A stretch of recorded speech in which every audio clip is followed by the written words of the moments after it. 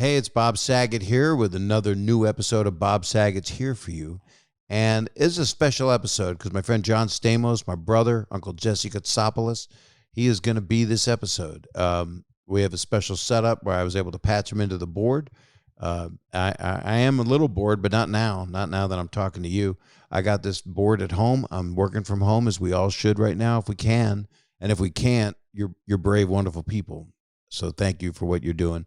And if you're in Miami partying, stop it and go home in isolation. So this is going to be a fun one. This has so much stuff I want to talk to him about. I want to talk to him about Full House and Fuller House and his family and our past together and things that have happened and different things he's done and on Broadway and off Broadway and in bedrooms and in the backyard of people's homes.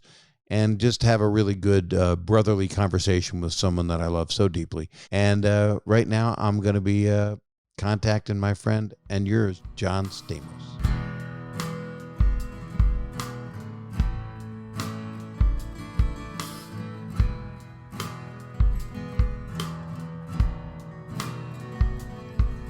And we are back. And I am very lucky because I'm in isolation, and so is my brother. Here he is, Johnny Stamos, right here. We're in isolation. We're in isolation. We are. I'm in bubble. Hey, congratulations on this podcast. I think you talking to people is my favorite thing that you do.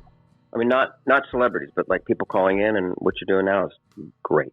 Yeah. I love it. And I like talking, you know that. It almost broke up. Really? It almost broke our friendship up. Really? When? What time? Which one? There's a million of them. I don't, I was waiting because I don't do a lot of these podcasts because I think as I listen to them all the time and I love them, but to do them right, you have to sort of open up your, drop the bullshit and, get into it. Right. And I don't like to do that too often. And so I've been saying no to everybody because I figured at some point you were going to jump on the bandwagon. I threw a stick in my front yard and hit 6 people with a podcast. But the kid across the street's got a really big one. So I'm just doing this because he's my rival. And I can only see him out the window. Thank you. I'm excited about it because people seem to be liking it. And that's people like you. Well, that's the quotes I'm making up that I post on the thing. And, during this time, I mean, who better to get us through than Bob Saget? America and the world needs you in this podcast. So thank God. They also need you. I mean, you are the truth of it is you are beloved. And some people look at you as just some iconically handsome guy. But I've only felt that way about you from the back. I never, from the front, I just think of you as my brother. From the back. No, what I said earlier too was I like what you're not doing right now, but I like when you're just Bob and you just talk. Because you slip into your stage guys. I love you from the front. No, that's not my stage guy. That's part of what I am too. You know that I'll do something serious, like how much shit we've both been through in our lives, and then I'll do what my dad did, which is try to make a joke out of it just to relieve some of the tension. I heard from a friend go ahead. Most of the time that works. Sometimes it hurts. Sometimes people don't get it. I get it with you. I mean, you were making jokes about, my dad's funeral or something. Well, you hosted my dad's funeral, which he would have loved. But I didn't know I was going to host your dad's funeral. We get to the place. It's a giant, beautiful Greek service and party. And then you say, oh, by the way, you're hosting it in 3 hours. And your mom gets up and gives an hour-long speech. And people are dancing and going opa and breaking plates. But I think I learned it from my parents, and you had great parents, and this is a really reflective time. He's telling me. But wait, we go back a second. Were you going to say that sometimes it hurts people's feelings? Yeah, and I feel bad about it, and I've been more careful because people put things out. Anything you do on social media, or people come up with lies about you, and I see that, and I go, "Oh, I'm going to call a lawyer." But you know what? Everybody's on lockdown, and this is a rough time, and it's like. Well, are you saying you're not a pedophile? Because I just wonder. No, I joked about it just in my life, in my stand-up. No, but that's not why. Somebody screwed you up on Twitter because it was Corey Feldman was doing this documentary, and they. Well, thanks for bringing it up because I've been trying to keep it silent. But you can say anything you want. The truth of it is some jerk made up all these names of all these people, and I'm not going to name all the people because they're all innocent, and none of them were mentioned. And it's so weird. I saw Corey. I was promoting my tour, my stand-up tour, which is now going to be rescheduled, as it's being rescheduled, of course. And I saw him, and I gave him a hug because I know him for a long time, and I didn't know what he was out promoting, and he was promoting this documentary, and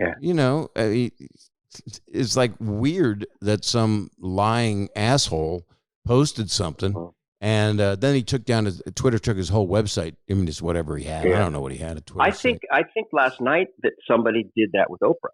Did you see that? Yeah, I did. I did, and then she was trending. I was like, "What the hell?" And it was some bullshit. And you know why you're fucking nuts, man. Well, this is what people are nuts, and they take, and also people are really scared right now. And so I guess what they do to pass the time is to still look at tabloid stuff and to believe liars and stuff. But this is what a brother you are, and I want the people listening to know this, that people that have the good fortune of being talented and then getting paid for it and being able to bring entertainment to people, that's just a damn gift, right? So, I mean, I'm asleep. I wasn't feeling that good. Who knows? I don't know if I had it or not, and whatever. I'm in the house with my wife, and that's the true test of a relationship. We need to talk about that. I wish we will. We'll get to that. Let's put a pin in that. Go ahead. So I called you in the morning. But you and Kelly, my wife, were texting each other like, "What do we do about Bob? What do we do?" And Bob's asleep. My publicist Michael doesn't want to wake me because he sees that it's slowly going away because the guy was a liar. And then I'm thinking of suing him, and then it's like, what am I doing? No. What energy am I putting out in the world? Let other people, just it's enough negative. We got enough problems. We got to help each other. We got to help each other. It's such a strange time, and it's you said earlier, well, this is a good reset. And I was sitting outside today with my wife and my kid, my father-in-law. And I was like, this is, for me and you, this is a reset. But for a lot of people, it's their lives are ruined. And I just all day long, I just think about how lucky I am, how grateful I am to have the life I do. But God, I feel so awful for so many people. And I think, there's going to be a lot of opportunities to help, and they're starting to present themselves now. And that's what it's going to be for me, because, can you imagine, like, you're just starting to get ahead in life. Like, say you're not even living paycheck to paycheck, but you're making a little bit, but you're saving it for your kids' futures. Like, and this comes along. Oh, man. You're just digging out. You just got, I know so many people, and you do too. And I know people in their 20s and 30s, and they finally got that job, and then they can't go to that job, and then the job had to lay everybody off. And there's been nothing like this in our lifetime, clearly, right? I mean, no. It's just like, it's like the movie Outbreak or Contagion, and it'll be around for a while, and hopefully they'll come up with a vaccine soon. But you're right. It's the empathy for all the people that are hurt. No, I'm sorry too. No. We're never this nice to each other. Yeah, people. But well, we are. And well, I love you so much. I mean, I love you too, and I do. When you said, and now my brother, I thought John Mayer was going to come on, because I know you kiss his ass quite. Has he been on the podcast yet? No, it's you, because you're the first brother. Can't get him on the phone. Huh? Here's what I was going to say. I was going to say that. Did you? I mean, here's what another thing I'm feeling is like. I didn't think we were this vulnerable. I didn't think that something could come in and cripple the whole world like this. Right. But I guess this we are. It's a wake up call. I guess I don't know what we could have done to us, but. Well, I think. And this is going to be a humor attempt, but it's not. But Howie Mandel was a prophet now. Yeah, that's right. Yeah, all those guys. Stern's like that. I mean, these guys. Yeah, don't touch me. I just saw Stern, and it's like social distance is his way of living. And he's always. And I feel that way too. I am really happy to have someone, and this is being fortunate and spoiled and being a bitch, but have something delivered and say, just leave it inside the gate there. No, man. No. Because, and then I you have talked to. Go ahead. I'm sorry. We got to get better chemistry, you and I. I thought I was texting. I was checking up on Lori the other day, and she said she was doing well, and she said that she's been self-quarantining for the last year, so she was ahead of the game too. But thank God we have wives and kids and stuff, and I feel for people that are alone. That breaks my heart too. But well, I've got daughters that are they're jingle jingle jangle. I've got daughters that. Why do you have to make a joke out of everything, John? See, I've got daughters. I learned so much. I learned so much about comedy from you. I always wanted to be known as. I would rather someone say that I was funny than I was good looking or something. And they don't, but no, but I do. I learned so much about comedy from you and Dave, and I'm so appreciative to it. And when we were doing the first Full House, I know you guys. I was fascinated with you guys. I was fascinated with comedy, stand-up comedy, and I can't do it, but I love the study of it. And you brought me around great people like Shanling and. Who else? We were hanging out with comics all the time, Yeah. And I loved that. I loved meeting all those people, and literally everybody, pretty much. And then you brought Don Rickles into my life, and then I had directed him in Dirty Work. But you were the person that helped me. I don't know. It just melded. It just clicked, and it was a love fest. We were like two sons for him. That Don thing was really interesting, wasn't it? I mean, I became friends with him first. You met him, but we were sitting at a Greek restaurant, and he was bored with the people he was with, and I was with people I didn't want to be with, and we ended up talking all night. But it was at a time when he wasn't. People thought he was dead. Like there was nobody paying attention to him at all. Yeah. He was playing at the Desert Inn or whatever, and there was none of those. There were those specials that they did about him. All these comics and all these actors. Came out of the woodwork, Johnny Depp and Robin Williams. Everybody on the planet loved Don, but this was right before all that, and nobody was paying attention to him. But and I did because not as a comic, and I think that's why he liked. He didn't like other comics. You were about the only one. He eventually started to like Jeff Ross and a few others, but he didn't like being around comics. But you knew that, right? Yeah. And in fact, he called me once. This is a confidential story, so this is going to be for the listeners to hear something interesting. Well, let's hope. I mean, let's hope. No, it's just weird. This was before the Bill Cosby stuff happened. Before it all came out, he called me up one day, and he said, "I got a question for you, Bob. Do you think Bill Cosby's funny?" And I said, well, Don, I mean, he's a pioneer. I watched him on I Spy when I was a kid. He did, the Cosby Show was arguably one of the best family. Do you think he's funny? And I went, well, do I laugh at him? I respect him. This is before all the stuff. I respect him, but no, I don't laugh at him. I don't, because I feel like I'm being lectured with everything. Right. And he said, exactly. And then he started to do an impression of Bill Cosby in only the way Don could do it, which you cannot do, which you still can't do, but Don could do it. And it reminds me of, and then of course all this stuff came out, and then you feel What's your joke about him in your act? I hadn't seen him for a long time, and I was in. It was actually the Ivy at the Shore, which was a spot for a while for showbiz people or looky-loos. And oh my God, I was seen there, and I saw he walks in, and we're the only ones standing, and he grabbed me by the head, and and Bill Cosby. No, Don Rickles. Oh, I got a different one with Bill Cosby. I was talking about Rickles, but I'll just finish. No, but I want to hear. But what's your Cosby? No, let me finish. Let me just do the Rickles punchline because we're right there. And Rickles, I don't know, who gives a shit? But Rickles grabbed me by the head, and he goes, "I don't miss you at all." Right. And that's Don. But my Cosby story was I was doing the Tonight Show 2 weeks before Johnny went off the air, and Cosby was gracious enough to not get it all over my shirt because I had to go on because you had to I always looked up to him because I was going down on him was the derivation of another joke I used to Johnny Carson loved you, by the way. He was so nice to me. He was so nice. But wait a minute, I'm talking about the Bill Cosby jokes you do in your act about Snow White, something about Disney or something. Yeah, yeah. That his favorite Disney movie is Sleeping Beauty. But I mean, I think we're sick of Cosby jokes, and you know Got any what's Weinstein jokes? I'll I'll tell you right now. I mean, watching late night TV, watching how comedians are trying to help, because Mhm.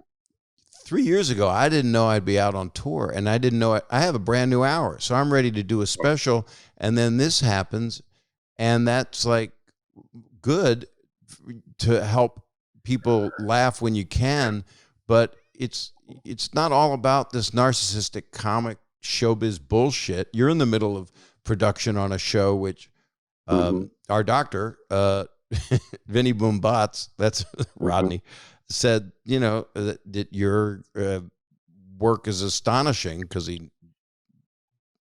don't know if I Well, should what say any about? of this, but your work on this David E. Kelly show came to a halt. And here you are doing Yeah. one of the best parts you've ever done.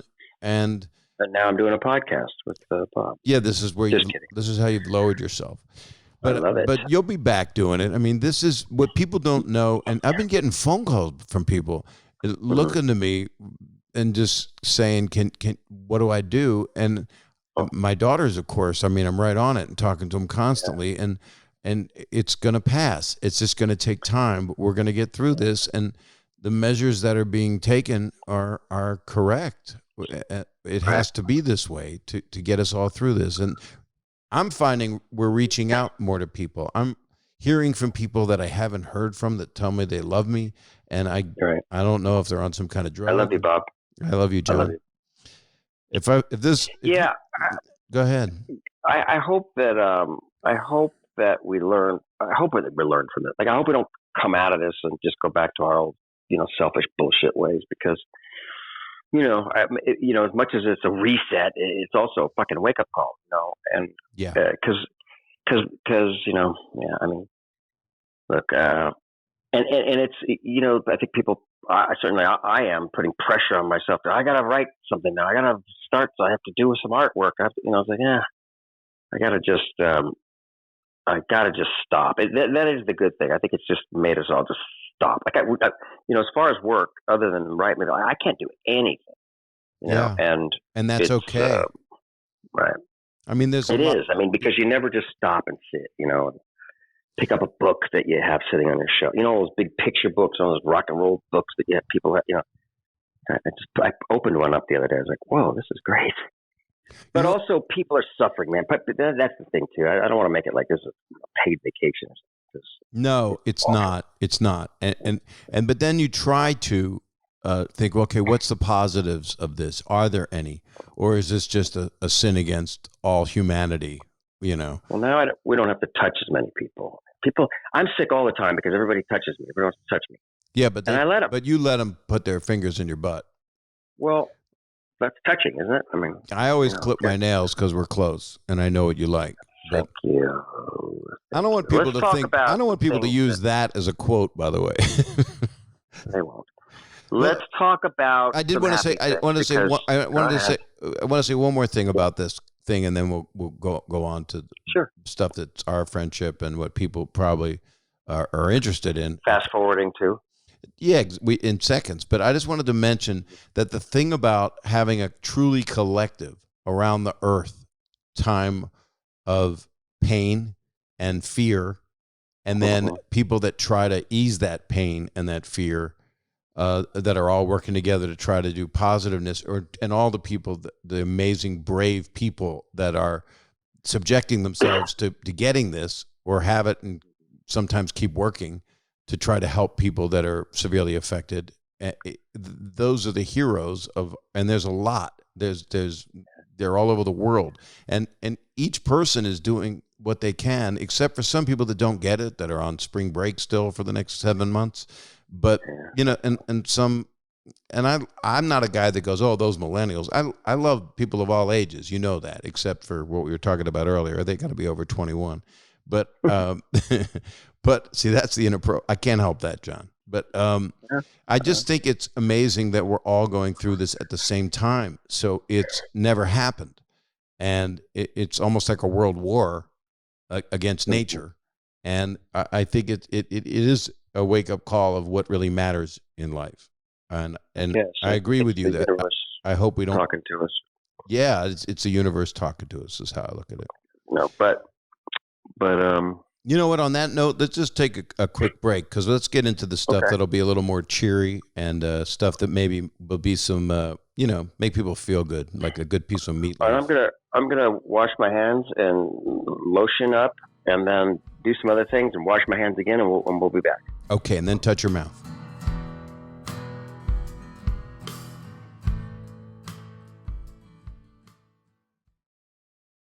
We're back, and John, what did you do during the break? Because I was listening to the sponsors. What were you doing?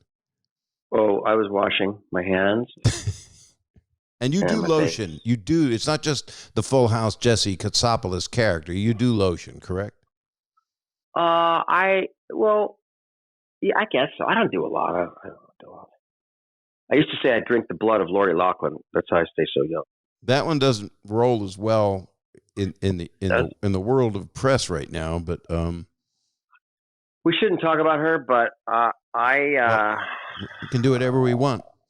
I know, but she doesn't like us talking about. But I think some good things are going to come her way, and people can hate me for saying that, but I do believe that I think the truth is going to come out, and it's going to be on her side. That's all I'm saying. That would be a good thing if that happens, because I love her. That's the weirdest thing of being on the show. They think that you're the authority of all things Lori or all things anybody.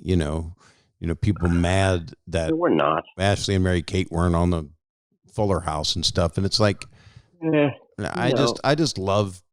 I have a lot of love for a lot of people. And we're just doing our best. We're just trying our best. I think that's what, I don't think everybody is. And I don't think I have all the time, certainly my whole life, but you're a pretty damn good, you're a good man, John. John, don't fuck with me. You're a good man. Okay. Let me tell the people. How about us going to the same therapist? I didn't know that.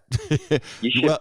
You told me, basically, John told me for 9 years to go to a therapist. And then finally I go to one, and little do I know, I knew it was yours, but I didn't know it would become this thing where we became incredibly close. And, he's at my... You should have him on here because he's great on these. I took him into Josh's podcast. The three of us did. It's great. Josh is a sweetheart. Josh Peck. Pretty good, man. So, do you think? What did you think? What did you think about what Full House was over? Did you think we were going to just move on and the show would go away? Well, let's clear that up. Because you know what? You read all this shit. Because who doesn't Google themselves? I Google you. And it said that we decided not to do the show anymore, and it was our decision, but it was canceled by ABC. So it wasn't our decision, but there was talk of doing it on the CW was the talk, or WB then. And that was the decision that, I don't know what you said, but I said no. I was ready to be done. I said the same thing. So I guess it wasn't bullshit. I think they wanted us to come back for less money than we were getting already. Yeah. And we said no, and then they said, "Well, how about go to the CW or WBCW?" But that show, look, it was still in the top 10 when the dummy canceled it. Dave said he would have done the show just on a CB, on a trucker's radio. Dave would do it at Knott's Berry Farm, and I think he's there this weekend, although it's closed, but he's still doing the show there. Dave is in Detroit doing all kinds of lumber work. He's like living his own trading spaces. Well, so people are interested. One question that I've been seeing a lot from people is, when is Fuller House coming back on the Netflix? Do you have any idea? I don't know. I think it was the first 9 came out in December, and I think they were talking about the summer, but things may change. I haven't heard anything lately. What did you think about? I remember you didn't really want to come back and do the remake, or did you? Do what? Fuller House. Yeah, I would have done more. Were you into it? I would have done more. But when we put it together. Well, I didn't know what I always said. It depends on what they're going to do. And then when it started, besides the fact that I was sick that first week, I was on Claritin. Well, let's not go through it. I was on a lot of stuff that I'll probably have as sponsors. But I was having a sick week, and it was interesting when Jody and Candace always tell me where to stand during a scene. I'm like, what am I? I think but the thing that tripped us all out, right, was that how well it did. That we didn't know how bad people were wanting, nostalgia and home cooked, something that felt safe. They probably really want it now too. I bet you syndication goes up on all these shows, and it is. People just want, It is. I mean, but remember that first weekend that it was like it went batshit, when they released it. Don't say batshit. Don't say batshit because that started this whole problem we're going through. You think that's what it's from, or a monkey? No, I heard it was bats. Batshit? Bats in China is what I heard, but I don't know. Well, this is how false things go. Anyway, but it was so popular. Do you remember? Yeah, and I'll tell you the truth. And I don't know how you felt, but when I walked on the set by myself, Jeff Franklin said, "Hey, go look at the set." And I walked by myself, and they rebuilt the damn thing, and I'm looking at it, and I got, emotional over it because it's, it's not like Star Trek. It's not like William Shatner walking back onto the Starship Enterprise set after the movie started, after the show went off the air for 10 years. Yeah, it was a long time in between. 20 years. Do you remember when the first episode we did, there was these, a curtain or rolling banisters or whatever you call them, these rolling walls that were covering the set. Yeah. And when they pulled them away, and we hadn't even come out yet, but when they pulled them away, the set itself got about a 10-minute standing ovation just to see that set and those colors and that warmth and, it's true. That feeling that people, the nostalgia that it just was safe. It just was a safe place for people to be.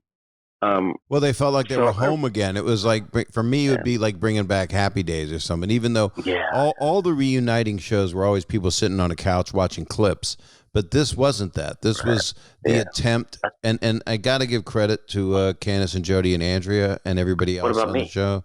Well, you made it happen. That's what people don't seem to know is that you went there and fought for it with Warner Brothers and through the Netflix thing, and you. Do you know that I sold it? I sold it years before to ABC Family, and at the time, nobody was. Peter Roth, who was the head of Warner Brothers, still is. He couldn't make the deal. He's a nice man, by the way. Good man. And then a few years went by, and then we brought it up. Then we brought it out again, and it was when they were doing these 1090s, which means that they would pick up 10. You do 10 shows. I don't know if you knew this, Bob. No, I knew it. I knew it. I almost did one. We went out with this. We only wanted it to be a 1090. So the people at home, if you listen, you would do 10 episodes, and if they hit a certain number, then they'd pick up 80 more. But that would have been horrible. Anyway, we pitched this thing for well over a year, which you don't want to do. You usually want to go out and pitch in 5 days and get a bidding war. Pass. I mean, everybody pass. ABC pass. ABC Family pass. Nickelodeon pass. Fox pass. Pass. And the last place. Are you saying Netflix. They passed? They passed it. The last place was Netflix, and there was this guy Brian Wright, who was an executive there, who we love. He was I think it was Nickelodeon. He said we should pick this up, and they said no, we're not going to pick it up. He said you guys are crazy. He leaves, goes to Netflix, and says come over here, and the rest is history. Well, in a 5-year run on Netflix is people are going, I'm sad it's over, but it's pretty damn good. That's a lot of years for a show to be on something. But I know the girls took it really hard, and I mean we were in there as kind of guest stars. They called us the Legacy Cast, which is like the alien vessel, and Sigourney Weaver opens the things. We come out 10,000 years later, just covered in dry ice. But it did feel good to be with them. I mean, I love the girls. It's just and there was we'd be doing the rehearsing or whatever, and it'd be like no time had gone by. Didn't it feel like that? I mean, we were like Bob says, the same set, but it's also we were in the same stage, same parking spots. It was a trip. It was time to be done, I think, and but I don't think I think there's still a lot more Full House energy. I'm working on a couple things, and I don't know. I was always the one who was like, okay, it's done the first time around. Let's move on. Like, what was the first thing you did? Go ahead, ask your question because I have an observation. Well, and I'm sure. Well, please do. But I'm sure you had the same deal. Where it's like, okay, we'll do this sitcom, but that's just not. Wasn't my career trajectory. I mean, I wanted to be on a sitcom so bad. I was on General Hospital. It was a big hit. But all I cared about was being on a show like Happy Days. That was my favorite. Me and too. Here we got on one, and then when it was over, I wanted it. I was ready to move on. I know because I always thought I would do loftier things in my career. And I'm sure you did too. Well, you are right now. As soon as all this, takes a while. It takes a while. I'm always 15 years behind the curve. Like I'll come up with some great idea, and everybody will pass on it, and then somebody ends up making it 15 years later. So I'm just starting sort of to like do you in the podcast world. That's a nice dig. I hope you have fun in your yard for the next year. Let me ask you this: what were you going to say about your perception of me at the end of Full House? Here's the deal. Let me just say something. All right, here's the deal. I'm Joe Biden. Here's the deal. One, he always goes to one, and then you would always go A, B. So what happened was you were saying how you got comedy chops from Dave and myself, and I got acting chops, which I studied for 5 years. With a guy named Daryl Hickman, and I would go on the road, and I was in my early 20s and trying to learn about acting. I'd been in a Richard Pryor movie, but I did the warm-up on Bosom Buddies, and they were gracious enough to put me on one episode, and Tom Hanks thankfully gave me a name, Bob the Comic, But I'd done... How many of those things did you warm up? The couple years of the run. I would go away if I needed to go do some stand-up, but I did all of them, pretty much. What, Bosom Buddies? Yeah. Yeah. And what other shows did you do? I did a show called Domestic Life, exec produced by Martin Mull and Steve Martin and starring Martin Mull. And I'm working on a documentary right now about Martin Mull that Kevin Bright's producing. Yeah, I'd like to see it too, but we're kind of on hold. But because Martin's brilliant. But the thing that's what you taught me, you had comedy chops, and that was just amazing to watch because you started when you were 16 and you'd done so many series. I think we were your fourth or fifth, if I'm correct. You'd done Dreams, You Again, which I always called Enemy Mine for anybody that wants to look up a Lou Gossett movie with Dennis Quaid, I believe. Enemy Mine, I think. But it was the same poster for you and Jack Klugman. You always had but your chops were, you really, you just knew it. And I would watch it and I would criticize things like cheat out for camera, and I would criticize that because but we're not really talking. I want it to be real, and it's like, Bob, get your fucking head around this. This is sitcom. We're doing a comedy sitcom here. So like theater, you cheat out a bit toward the camera, toward the audience, but you taught me a lot. So I would say it's an equal exchange program, and then our friendship. After a few years, it started. We didn't like each other at first, remember? Well, I just think people may not know. I was an annoying Jewish comic who was married, really? and you were a single Greek showbiz boy who'd brought a different, incredibly beautiful, well-known actress around every 2 weeks.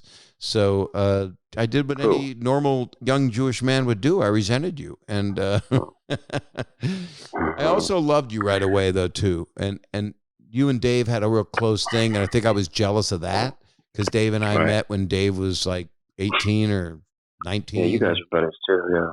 So, well, I think some of it came from, I did just do like 2 years with Jack Klugman, who was, the master, and he pounded all the stuff into me, and I came onto that show with a lot of that, and you guys, your style was different, and ultimately we met in the middle, I think, with your guys' comedy style and making jokes all the time, and me trying to like find the structure of a scene and the heart of a scene and whatever it may be. Yeah, and why the normal things you ask is why am I doing this and what is this, and being able to take the script. But you always had a little temperamentalness to you too, which was that hot-bloodedness, which I think people define as sexiness, or obnoxious. Or what's wrong with John? But it was. But it's like I had a temper too. I mean, we all do when we're passionate about something. Yeah. Well, yeah, and it was never. I never threw a temper tantrum because my dressing room wasn't big enough. This wasn't that, or my name wasn't above the title. It was always about the writing and the scenes. Again, that's from Klugman. He pounded that into me, but. You were also close with a lot of the elders, a lot of the best. Gary Marshall, was able to become friends with him because of you, and it's sad that he's gone.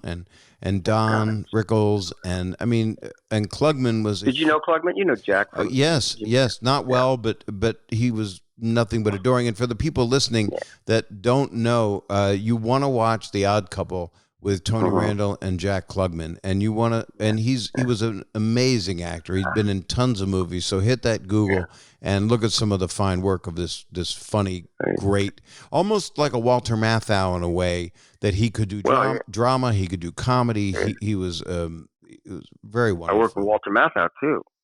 Tell me about that. Tell me about that. Walter Matthau, everybody, millennials, Gen X, you got to go see everything. He did the original Odd Couple, but he also starred in Taking of Pelham 1-2-3, which Denzel did the reboot of that. The reboot, the new remake. People probably don't care, but he was he was one of the greats. I did this TV movie Walter with Matthau. him. I'm sorry, Walter. He was playing my father, and Carol Burnett was. My mother died in the movie, and I didn't want my father to move on, and he meets Carol Burnett, and they have this romance, and I get jealous. He was interesting, Walter. It was the last thing he did, and he died not long after. Maybe from working with me, I'm not sure. But, well, he lived in my neighborhood in the Palisades, and he would walk around with dogs, his two dogs with cones around their heads.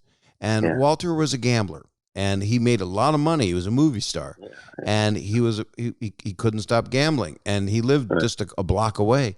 And he's walking his dogs by my house, and he goes, "Hi, Bob, can you tell me how to get a job?" I went, "No, really? I'm sorry, Walter, but you're Walter Matthau. You basically just have to say, I'd like to be in something. I need a job. Look at my dogs; they don't stop scratching." And did he say? Yeah, I mean, he was so smart. I couldn't keep up with. I felt like I wasn't. I couldn't. It was tough to have a conversation with because he knew everything about classical music or the arts. He was so smart and so funny. He was kind. I didn't get that close to him, like I said, because he died not so long after, and we didn't click. But Jack and I did, and I think I lost my father at a pretty young age, and my dad. And you had an amazing father who really was a great father, not unlike mine. And our parents liked each other. Oh yeah. I was. Where were we going? Well, I was going to say this about your dad because this is back to me. This is narcissist, but it's not really, because this is something that touched me really, really deeply. And it's wake me when you get to a point. It's something that it took me 12 seconds to say that. That's not that bad. Your dad said something to you about me once. Do you remember what it was that you told me? That tall asshole. No. No, what was it? It was, who's going to be there for you one day whenever you need him? I'll tell you who's going to be there for you. True. Saget. Yeah. Saget's going to be there for you. He was right. And that's till the end of a friend of mine said, this is my dad in a nutshell. And you'll get it. A friend of mine told me the story recently, and I never heard it. He said, I was with your dad one day, and I said to him, I said, God, it was, at the height of Full House or whatever it was, and my friend said to my dad, God, Johnny's, look at that. Look, he can get any girl he wants. My dad said, well, not any girl. It was just my dad, right? It's like, no, not any girl. Well, that's what you needed in a way, to kind of set you straight. Cause for sure. I mean, you're straight, right? People are listening. Let's talk about Full House a little more. Let's talk about things we never talked about, because I'm sure that's what would be interesting about this to me if I was listening and I wasn't me. Yeah, if they see that you're on this thing, they want to hear stuff about this. So, where do we begin? How do they want to hear things behind the scenes? Do they want to hear? Is there? We had a lot of fun. We laughed. Once we all got on the same, we clicked. And the show was starting to be a hit. And by hit, I mean like 30, 40 million people were watching the show, which is unheard of. Yeah, nowadays. Because there was no streaming, but the thing about our show is it never ever got respect, and that's why I wanted to offer. That's why I wanted to do other things. There was other shows that were coming out around us that were smarter, that were getting out. I mean, we barely got a cover of the TV Guide. You probably didn't do TV Guide until you did the video show, right? Right. I mean, we were in the top. We were number one a lot of the weeks, but we were top 4, 5. Well, it took us 3 or 4. Critics hated this show. Well, the critics were a lot of 50-year-old guys, and the show was made for 14-year-old girls. So that's who should have reviewed it, I think. But I mean, look at this. There's no show that's still around. I mean, Friends and those kind of shows were later, but like what show is? Seinfeld. We were on against Seinfeld, and I've talked to George Shapiro about it, who's another lovely man who is Jerry's manager, exec producer of Seinfeld, and was Andy Kaufman's manager. And he you know, they were failing for the first few years, and we were failing. And ABC did something that was amazing. It was Ted Harbert and Bob Iger, who loved the show and believed in it and couldn't have been nicer to us. And they ran it twice a week. It was not TGIF. It was not on Fridays. They were running it on what they did, Tuesdays. Go ahead. What they did was Who's the Boss was a gigantic hit, like was the number one show. And they put us on after that during the summer. There were reruns of Who Wants Who. I think there were reruns of both of them, but they put us on after that show, Who's the Boss. And then, so we really have Tony Danza to thank for all this. You know, I never understood the premise of Who's the Boss. He was the boss. But he lives in the house and he works for her. So the idea is to try to figure out who. So I don't know. So it was kind of a mystery. It was like a Columbo. Hey, Columbo. I like the dead air. You can only do this on a medium like this. It's a good medium. But the truth is, once we became TGIF, once they put us on Fridays, we started an anchor for ABC. And at the same time, I was on that video show. And then the ABC went from third place to first place. Yeah. But the critics said about our show wouldn't last till Thanksgiving. That was 30 plus years ago. And this year, they said Thanksgiving '95. They did. When we launched Fuller House, I did this great spot on Seth Meyers' show where I just read all the reviews. Did you ever see that of Fuller House? The remake. Did you ever see that, Bob? No, I don't know why I didn't see that. It was one of my best spots during that time, and I just read all these. I mean, and they were real reviews, and you should Google it. One guy compared us to Necrophilia, the show to Necrophilia. Wow. Someone just said it was the worst thing. And then it comes out on Netflix and literally was the biggest thing on Netflix ever. Right? And so, right. Who knows? Stranger Things. Well, I get stuff where I get criticized. I hear good actors. There's an actor that I love, and I wish I knew his name. He's on Stranger Things. He's the sheriff. He's an amazing. I love the guy. And he was doing an interview, and he said, "It's not like, wow, I got to do stuff on here. I don't want to turn into Bob Saget on Full House." I'm like, oh.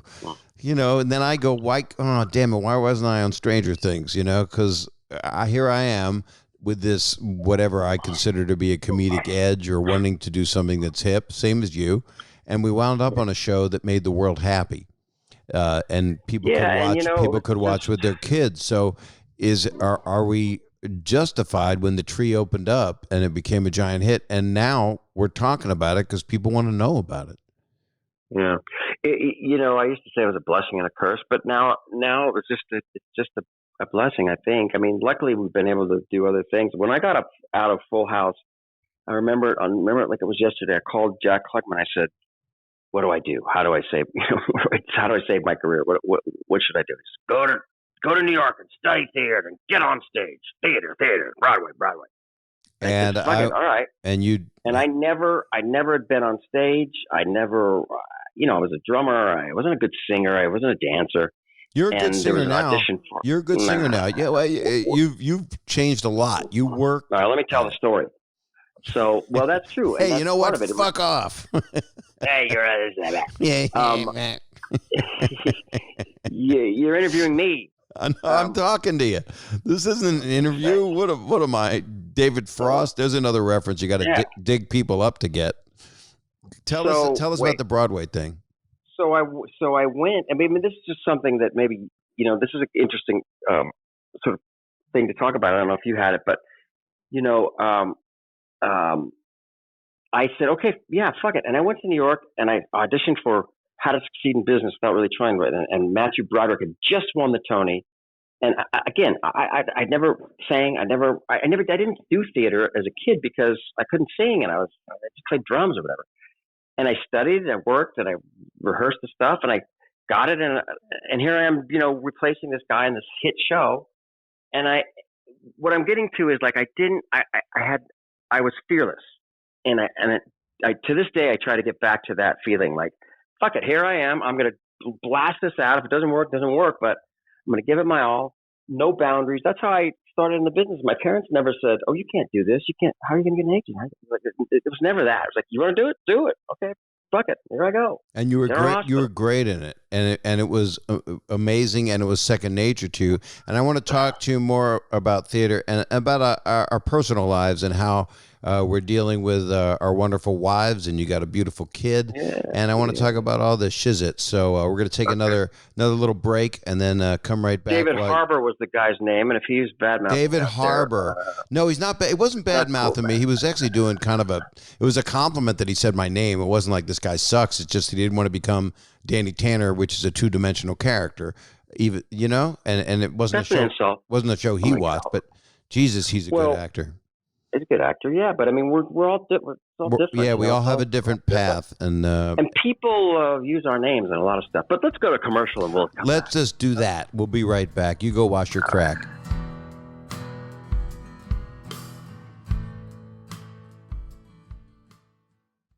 All right, we're back. Did you shower? What did you do? Do you got the toilet that does the automatic?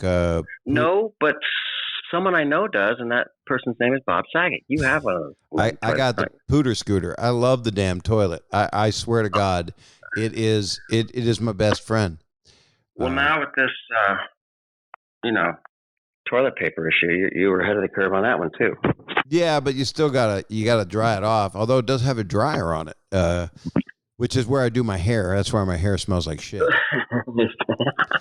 Let me talk weird, about. Like, go ahead. How do they know right where your hole is? It doesn't matter who you are or what size. It always seems to find. No. Your hole has to find it, honestly, or it just splashes a cheek, or it squirts up between your legs. That never happened to me.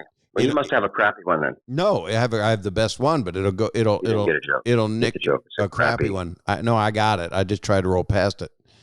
What were we going to say? I want to go back to the Broadway thing because it's not something that you just go, yeah, you did some plays, because I want to talk about it because you inspired me. Here you are, and doing Broadway for some people, they don't understand, but you do the same thing every night, and you still are trying to figure out how to fix things that weren't right before, how to find the character, how to make it work, and by the end of the day, when you've done enough performances, you've earned some stripes, and no one can take them away from you. As far I was proud of you when you did it. You went there, and you did the job as a chaperone, and came to see it a bunch. And I knew you were going to be good, and I'll tell you why. Because you know how to hold a stage. I mean, you're used to being on stage. You're used to commanding an audience, and that's what it takes. You could hold a stage, And I think I got some of that from playing live at the Beach Boys all those years. You did. But go ahead. This is a mutual complimentary society. But I saw you do a bunch of stuff. But I think when you did Cabaret, when Alan Cummings left, you came in and you showed a side of yourself that you'd never shown before, and you just peeled the mask off. I mean, you were. It was beautiful. It was because it's a tragic play. Yeah. I think that was a highlight of my career. I don't know what happened then. I don't know how I pulled it off, whatever. But it was, and there was a time when, Rob Marshall and what's the director's name? Oh, why am I blanking on his name? Big director who just did 1912 to 1912. Sam Mendes. Sam, sorry. So Sam Mendes and Rob I was going to say Ava Mendes. That was and it was like the people you couldn't even get tickets. What a highlight. I mean, that was a highlight.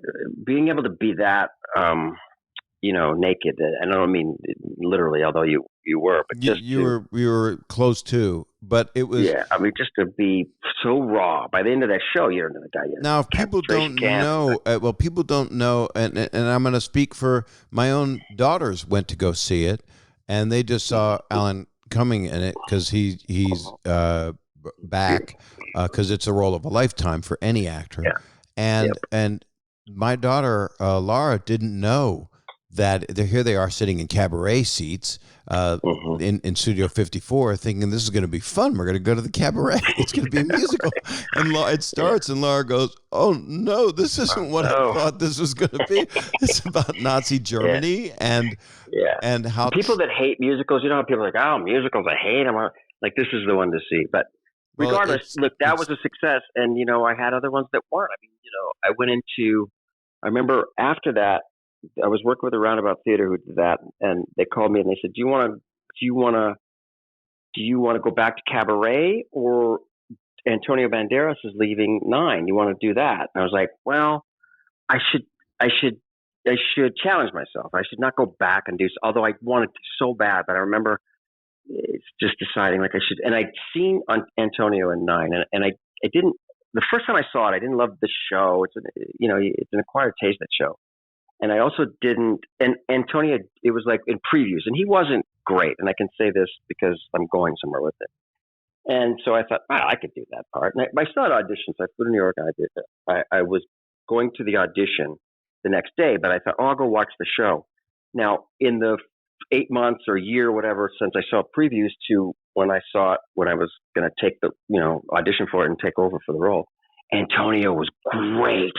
And he just ate the stage up, and people loved him. And his wife was across the street doing at the time some other what's the show the jazz show with the why can't I not think of it? Company Chicago. No, Chicago. Right. So Melanie was across the street, and and you couldn't even get down the street. After it was just packed, and it was. And I was like, oh my God, what am I doing? How am I going to pull this off? And I sort of didn't. It was a very different. Did you see me do that? Did you see that show? I saw everything you ever did, John. I went to your shows a couple times, and you went to my shows even more. Yeah. And I thought you were fantastic in it. And it's. But the show closed. I couldn't keep the show open. I wasn't. I was 40 at the time, and the character was supposed to be 40, but he was at the end of his life. He was by the end of the show, he's got a gun to his head. It was Fellini. It's Fellini's 8.5, correct? Is that what it is? Mm-hmm. Yeah. There's a lot of Googling to be done with this. If they're still listening. No, they're listening. They're listening because we're going to talk about some stuff they're going to want to hear besides that stuff. Well, I wanted to go on to the night that you took over from Matthew in Bye Bye Birdie. Was that How Succeed, you mean?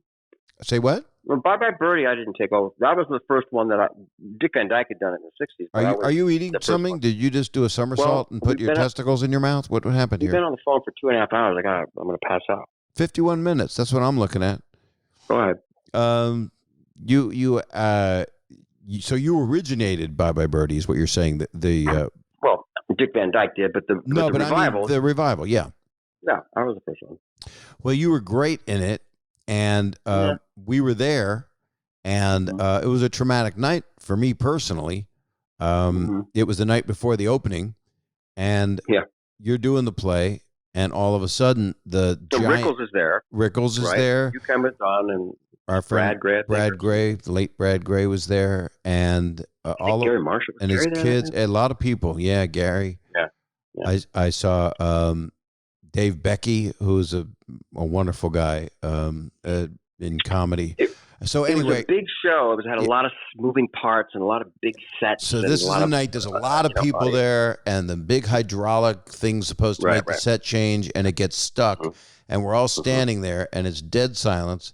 And you come out from You're behind. You're standing there. I'm on fucking stage. And you came out. What did you say when you came out?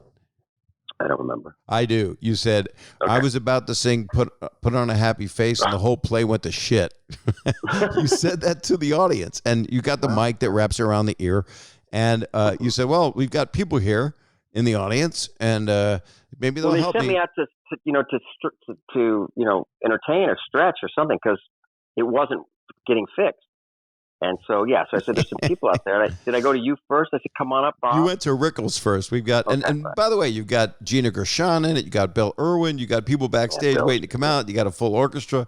It's a big play, big opening. They weren't waiting to come out because the set was broken. Yes. And so you said, we've got Don Rickles here. Giant applause. And you said, Don, you want to come up and do a few minutes? And he said, get a haircut. And then gets a laugh. And you said, no, do you want to do? He says, I got to go to bed. Get this thing moving. And then you said, Bob, would you do it? And then he said, you want Bob Saget? And surprisingly, they applauded out of pity. Yep. And I go up on the stage, and then we both have our friend Mikey G, and he pushes on my butt, and there's no steps. I'm climbing up onto a stage, and I did it because I think I have like Tommy Toon, like long legs. This is going to be a Google festival for people who had very long legs, big dancer on Broadway, and anyway, singer, brilliant guy. So forget his legs. Let's go to mine while you take a crap in your pants. And then he pushed on my butt. You pulled on my hand. You pulled me up on stage, and a bone shard shot out of my knee because you're not supposed to do that. What I did, which is one giant step, which is like a 5-foot step. And I got on stage, and my knee went out and started filling up with fluid. And I limp over to you, and we did about 7 minutes because the thing still was fucking broken. And I started. 7 minutes. I mean, it was literally like a half hour, 40 minutes. I don't think. No, I only did 7 because I. Yeah, but we had to do something else then because. Well, anyway, so did you go to the hospital? Well, first I talked into your mic and into your head, and I said it's a good thing your crotch is not mic'd, and that was my biggest laugh, and the rest was just severe pain. And I offered pot to the band. And Bill Irwin climbed like a snake out of the orchestra pit, and Gina Gershon came out, and everybody tried to help. And then I left, and I literally said I blew my knee out, and I said it was hard to get John's mouth around the whole thing. But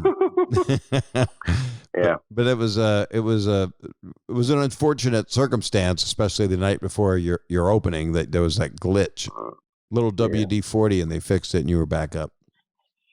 That was a tough show. You know, that show wasn't great. We had a terrible director, and I never badmouth people, but this guy was horrible, and he was terrible to the kids, and it was too bad because Baba Birdie is such a beloved, and we sold a lot of tickets. They wanted to keep going, and I was like, I can't do this anymore. I was miserable. You know, it was just it was tough, but thank God. You know, so what I'm getting at is like they weren't all successes, you know, and that's the way life is. You got to just go for it. You have to go for it. You know, you have to go. I had this great I did this episode last week of the new show Big Shot where I play. Let's talk about this show. So what's the name? I'm trying to. And no, but I want to know the name of the show. I said it when you interrupted me. Big Shot, it's called. Oh, I thought you were saying it's a big show. I apologize. No, it's called Big Shot. I play this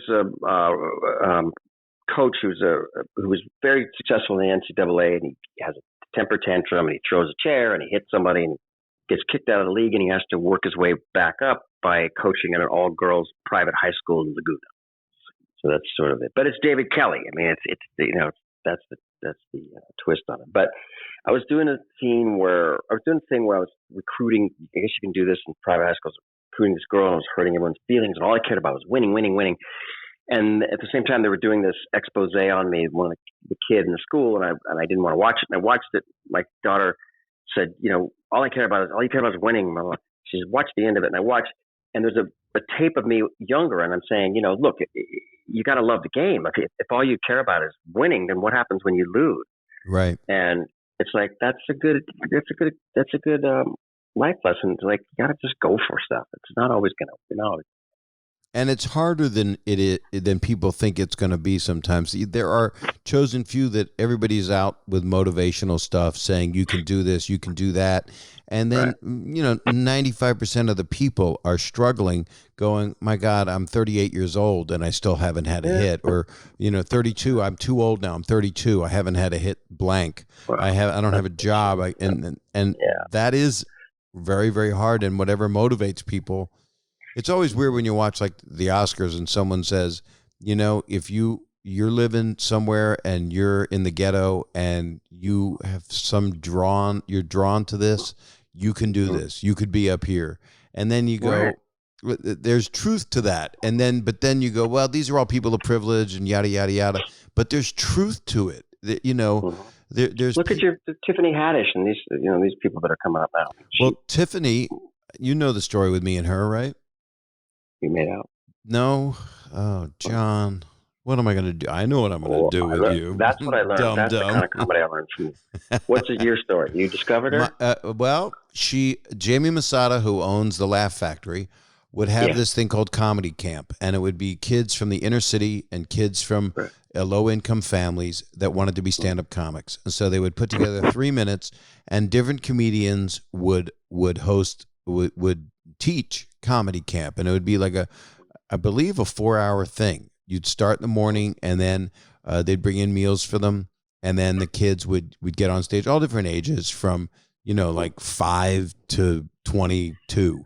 And Tiffany was one of the comedians, and she did it for 4 years, and I was there about 3 times with her, and she said, I want to be like Richard, meaning of course Pryor. Right. And she said, I want to do this so bad, and I've had such a hard time. I've lived in my car, and I really watched her work, and she had such a stage presence.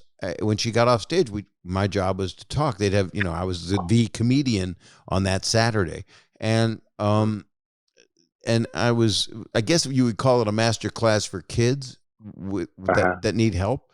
And I was like, you're going to be a success. She had it, huh? She had it, and I said, you are going to do this, and she was crying, very emotional about it.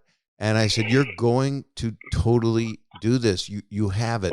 What you have to do is come up with really good stuff to say, talk about what's real to you, and just do it. And obviously, she took it all in. It wasn't like, I know this already about myself, because it was coming from insecurity.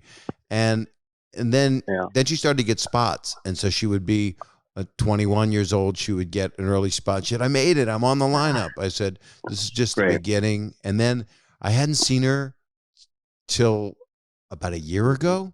I hadn't seen her. And I was at Jeff Ross's house at a barbecue, and I saw her. She came into the party, and she saw me, and we hugged each other for like 5 minutes, and she was crying, and I was crying, because she did it. She did it. Now the key is to, spread it to other people that have that. Well, that's what you do. You've been good. You've always been great with that. Rodney was that way with you, right? I mean, he sort of.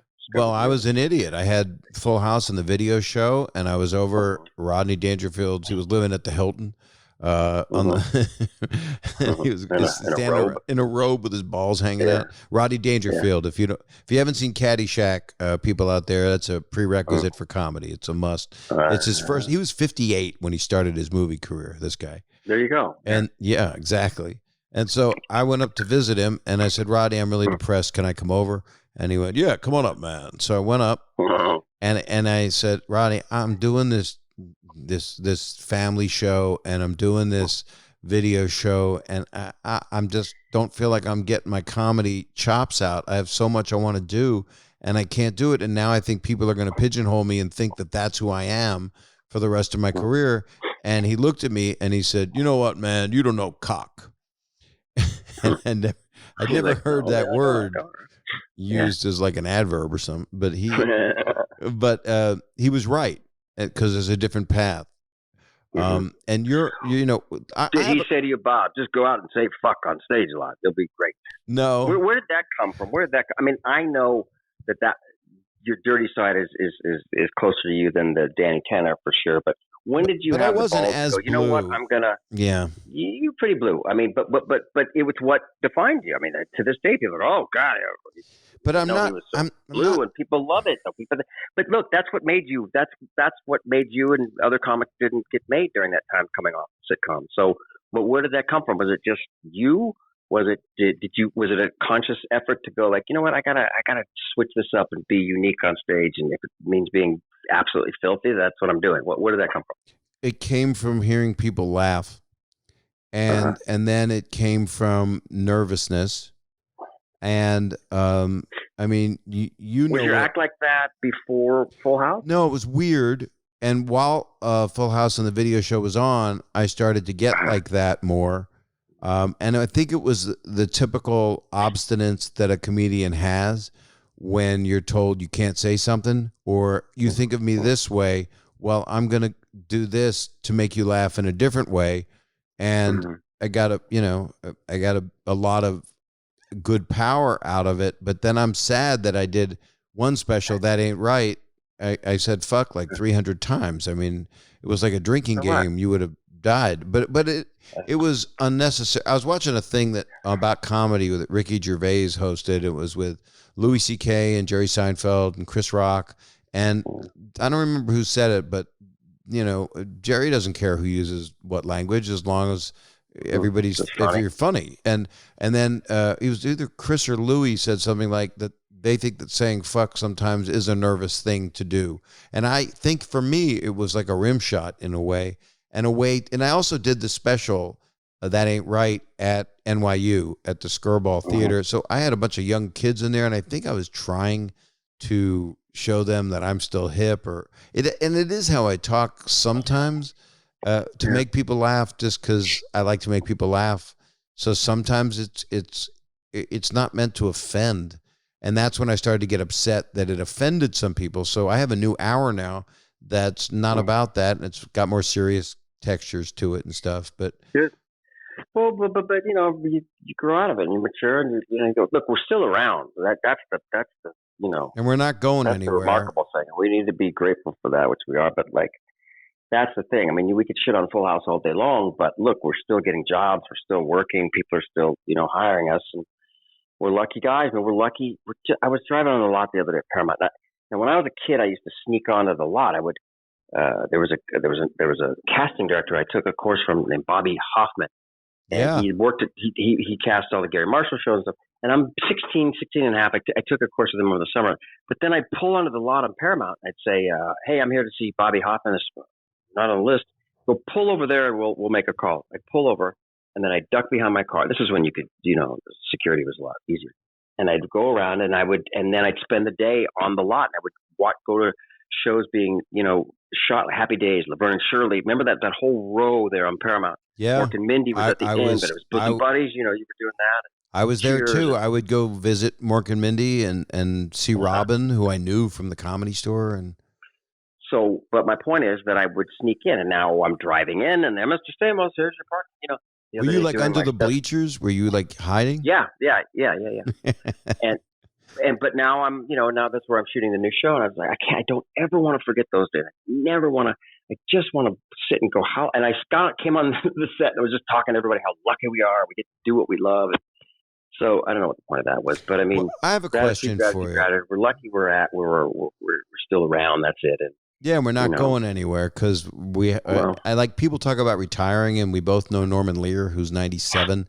And there's no such thing as retiring, unless you're sick. And that brings us back to where we're at right now. So we're talking about good times, not the show, Norman Lear's show, but we're talking about being fortunate and being able to do all these shows and be able to keep working. And now everything is, a lot of them aren't hits. Like you were saying, you would regret this, you wish you would have done that. So people out there, don't be so hard on yourself. Just keep trying, keep doing your best. And I know this time is so hard. And there's no work for people right now, so they have to realize too that this is going to pass. We're going to get through this. Yes. And I wanted to ask you. Here you are in production of something. You've got a golden goose of a show written by David E. Kelley, one of the best writer exec producers that exists, and Dean Lorey, who of course. So now you're told, okay, we have to stop production. What was that like for everybody? Well, to be honest with you, it was me who said it because we were one of the last to shut down. It was late Thursday night, and this show was going down. That show was, we're just watching the news and everything. And I said, we got to shut this down. I said, no, got to finish the episode tomorrow. I said, well, I don't know. I started making some calls, and then they shut it down. But look, I think I'm one of the lucky ones because people still, regardless of when we get out of this, if we get out of it, how we get out of it, people are going to still want to watch TV, maybe more than ever. They're going to want to stay home a little more. So I'm in that lucky spot where I get to make it, hopefully. So we'll pick back up in a month or so, and we'll continue on. But it's like you said, like theater. Like I was talking to my publicist who does all the shows out there. It's like, wow. I was just thinking, like, who's going to want to rush back into a theater and sit next to somebody who might be coughing or like, where this is all going? I don't know where it's going, but we're more connected, around the world than we think. and I think that's something to be aware of. I posted this thing the other day. I don't know if you saw it, but I hosted this thing with Robert and Richard Sherman a couple of years ago, and Kiala Settle, who's beautiful, sings, who was in The Greatest Showman. She came out and sang "It's a Small World," but sang it as a sort of a slow and it was so poignant. Yeah. The guys wrote it they wrote it as a prayer for peace at the height of the Cold War, and it debuted at the New York Fair. When you take away that melody that you can't get out of your head, you had funny jokes about that, but right. You take that away and just read the words. It's a world of laughter, a world of tears, a world of hopes, and a world of fears. There's so much that we share that it's time we're aware. It's a small world after all. There's just one moon and one golden sun. A smile means friendship to everyone. Though the mountains divide and the oceans are wide, it's a small world after all. It's a world of laughter. It's a world of tears. It's a world of hope, a world of fears. There's so much that we share that it's time we're aware it's a small, small world. The same kid that is suffering from this disease, the same old person, whatever, here is feeling it in Spain or in Italy or or Syria, wherever. It's just, we're all in this together, and we got to get through it. And we will. And I do want to say something else about you that I wanted to say a long time ago on this thing. I don't think we're going to be able to top me saying the lyrics to those songs. No, I'm teary-eyed. The truth of it is I'm teary-eyed. And I got teary-eyed. I'm going to compliment you in a second, but not compliment you. Just say, I want to say this fact about you first, and then I want to talk about one more subject. You taught me something, and about caring about people that are in real dire trouble. And here we are in a position of doing a show that people love. So they come and see you over the years, Starlight, Make-A-Wish. We'd got to meet a lot of people. And you introduced me to a world of emotional philanthropy where you give of yourself and you give of your heart and you make them feel special. And you don't just take a picture and say, so nice to meet you. I mean, I was shocked. You'd be an hour with a kid or a young adult that was confined to a chair and really ill, and taking them around and introducing them to everybody, and just the time that you give people. That's your character, John. That's who you are, and that is why I love you, because. Oh, thank you. Well, it's who you are. It's why I think we were given a gift of show and this certain kind of fame, and then I think I've been given the gift to be able to talk to these kids like they're normal kids, and not say, leave and get all teary-eyed about it, because it's not about me. It's not about how I feel at that moment. But anyway, I've been fortunate enough. We both have to be in the position where we can make someone's day or week or year, whatever it is. So why the fuck not do it? What else are we doing? It's the other thing is I had friends, and their son passed away, and he had a brain tumor, and he was 5, and he would watch. This is a long time ago. Lovely family, lovely kid, and he would have all the VHS tapes of me on the video show, and he would watch it, and I would go visit him, and his head was all bandaged up because he'd had his brain operated on, and his face was distorted from it. And when you can look into another person's eyes and not see anything that other people would judge as something that's upsetting to look at, but just look into their eyes, look into their soul, as gooey as that might sound to some people, that's the connection. That's the connection that you're giving love and compassion and true caring to another person. And I think you always had you had your kids early on. I just now have mine, and boy, all that stuff. I mean, I've always done it, like you said, but it just got deeper. It just got deeper.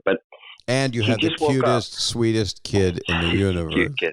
I got to go get him because he just woke up. I'm seeing on the camera. So you're putting your kid ahead of this? I can't believe it. This is, what are we, 2.5 hours now? I mean, it's like, No, it's not that long. But and I loved it. I loved it. I only wish that we had, when we were told to be confined to our homes, that we were living either at my house or at your house, all of us, like the Cramdens or something, or like two families. Me, you, just me and you, or me, no, you, and the wives. Our wives, my wife Kelly, your wife Caitlin, and Billy, and not Dave, right? Not Dave. Maybe he could do some home repair with Mel, who is his lovely wife. Anyway, you take care of Billy, and okay, I love you, Bob. Congratulations on this show. I think it's what the world needs right now. And I'm not even being silly. I mean,